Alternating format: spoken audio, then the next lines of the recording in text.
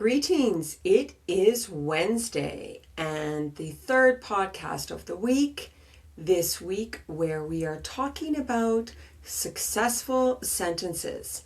I am attempting to reprogram your brain so that it will use English sentences with English words when you are attempting to speak English. So what was my inspiration for this week? Well, I have so many students who know so much English, vocabulary and grammar and all the rules, and they know everything, but they can't speak. They are translating, thinking in their own languages, and using English words within the rules of their own language. Now, I have some students who are pretty good. They're very confident, and confidence is part of language learning. You have to be confident. You can't be afraid to just make a mistake. I make tons of mistakes. I'm not afraid. I'm on YouTube. I'm not afraid to make a mistake. I'm not afraid to look bad because I believe in what I'm doing. I believe that I can teach in a certain way, and if I share that with people, it will help them. And let me tell you, I started doing this because I have taught thousands of students. It's amazing. I'm always humbled by the people I've met. And I think that the old way of learning language is finished. We need to look at it from a structural point of view. And that's what I'm trying to do. Okay, so some of my students are confident and they go for it. They try really hard when they speak English. But because they're not using the basic sentence structure as it is in English, they say a lot of disjointed things. They end up using dependent clauses, and then they're not really communicating properly because there's missing information. If we stick to subject-verb-object, if we learn our linking words by memorizing boys fan, but, or, yet, so, for, and nor, and we understand the dependent and independent clauses, then we can easily elevate our English. We can easily learn English. All right, to review, subject, verb, object. We started off the week with this. I read books. Subject I, verb read, object books. I am doing something. What am I doing? I'm reading. What am I reading? Books. She drinks coffee. She subject, verb drinks, object coffee. We watch movies. Subject we, verb watch, object movies. All right, we played around with that. If you want a refresher, go look at Monday's video. Then I just mentioned about boys fan. I think that visuals are important. Remember this kid's face and his finger about to go in the fan. And remember, but, or, yet, so, for, and nor. Boys fan. Don't stick your finger in a fan. I'll say it again. Then I talked about what these connecting conjunctions are in Turkish. Ama, veya, rağmen, bu yüzden, o yüzden, çünkü ve, and neden. On Tuesday, we made compound sentences by connecting two simple sentences together with a linking word or a connecting, I can't say that, or a connecting conjunction. So, she ran, he walked, she ran, and he walked. Now we are going to take what we know so far and we are going to dive deeper into them. We're going to look at independent and dependent clauses, which I touched on yesterday. We are going to look at complex sentences, which we've reviewed, and compound complex sentences. Let's get into it. What is an independent clause? It has three characteristics. It can stand alone, it is a complete idea, and it follows subject, verb, and most often object. but it doesn't need the object as long as we have the subject and the verb. So, I like coffee. She is studying English. We finished our homework. All of these are both simple sentences and independent clauses. Now, a dependent clause, it's not a complete sentence. It cannot stand alone. It is waiting for more information, even though it usually has a subject and a verb.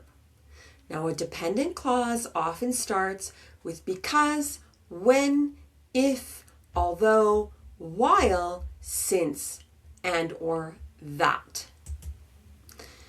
Examples of dependent clauses: because I was tired. So what? You were tired. Then what happened? If you study hard. If I study hard, then what? Although it was raining. Although it was raining, what? A good way to test yourself to see if you're actually speaking independent clauses is if you test it out. Does it need more information to make it a complete idea, a complete clause, an independent clause? Now, yesterday again, we looked at compound sentences, 2 independent clauses with 1 connector. All right, sentence, boys fan, sentence. Examples: I studied and I passed. He was tired, but he continued. She called, so I helped. Again, not amazing, detailed sentences, but they're correct and meaningful because I know that there's going to be other information around those other sentences. Oh, how did John do in the marathon? Well, he was tired, but he continued and he finished the race. So, see what I just did? He was tired, but he continued and he finished the race. That's the exact sentence we're going to make today. Now, to make complex sentences, we join independent clauses with dependent clauses. Example, I just gave one, I'll give some more. Because I was tired, I slept early. I slept early because I was tired. Now, this is important. We can change the order around. We can put because I was tired, I slept early, or I slept early because I was tired. The meaning doesn't change. So we can put the dependent clause first and the independent clause second, or vice versa. Both are correct. Now, it follows again that we can expand on this structure like I already have showed you with combinations of independent clauses and independent clauses to form the compound and complex sentences. All right, let's have another example. Because it was raining, we stayed inside and played games. It was raining. That's a fact. The rain is coming down. Now, because it was raining, we stayed inside. Well, what did we do inside? We played games. All right, great sentence. Because it was raining is my dependent clause. Because it needs more information. All right, it was raining, and then you've put the because there. You're promising me more information. We stayed inside is independent. We played games is independent, and is my connecting conjunction. Here's another one. When I finished, I went home and called my family. When I finished is my dependent clause. When I finished. Finished what? What happened then? I went home. Independent and connecting conjunction. I called my family. Independent. You can get a sense of what is independent and dependent when we put it to the test, when we say the sentence, when I finished, we're looking for more information. With independent clauses, we're not. I went home. It's a complete thought. Although she was nervous, she spoke well, so people applauded. Although she was nervous is my dependent clause. Because she's nervous, But although she's nervous, I've got a but. I've got an although in there. I need more information. She spoke well. Independent clause. So, conjunction. People applauded. People applauded, subject verb. It is a simple sentence. You're telling me something, that there were people and they clapped. Okay, great. They applauded. If you study, you will improve because you will feel confident. If you study, there's my dependent clause because I've got an if. You're promising me something. If what? What's going to happen? You will improve, independent, complete thought. You will feel confident.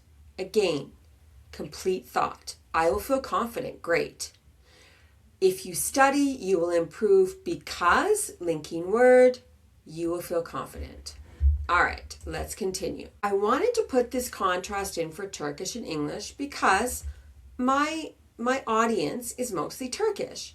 If you're not Turkish and you're not interested in this, fine. Skip to farther down the end.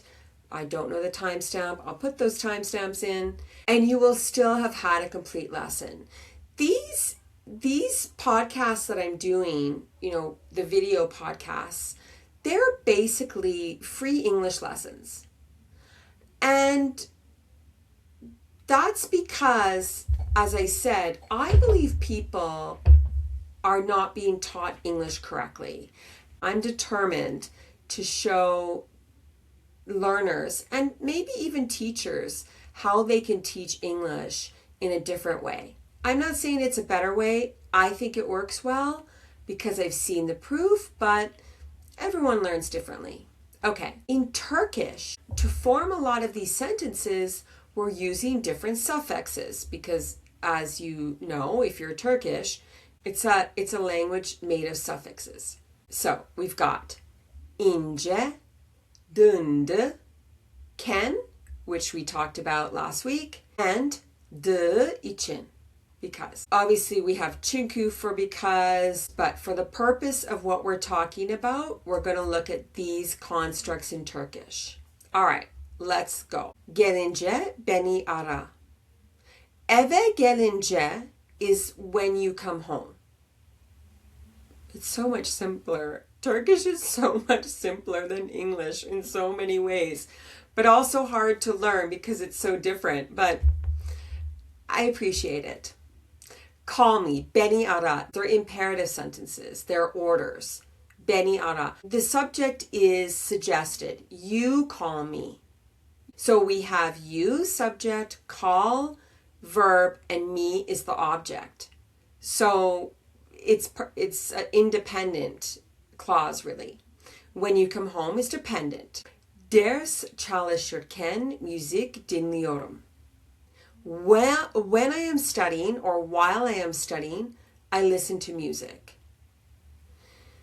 Again, Turkish is kind of a complete, the ideas are more close together. English is separating it more, which is actually interesting. Yağmur yağdığı için çıkmadık. For it was raining, we didn't go out. So again, we talked about can. This is a different variation. Because it was raining, we didn't go out. It's suggesting that the reason we didn't go out is because it was raining. Whereas the can was, we were going to go out, but then it started raining. Slightly different meaning. Okula vardığında beni ara.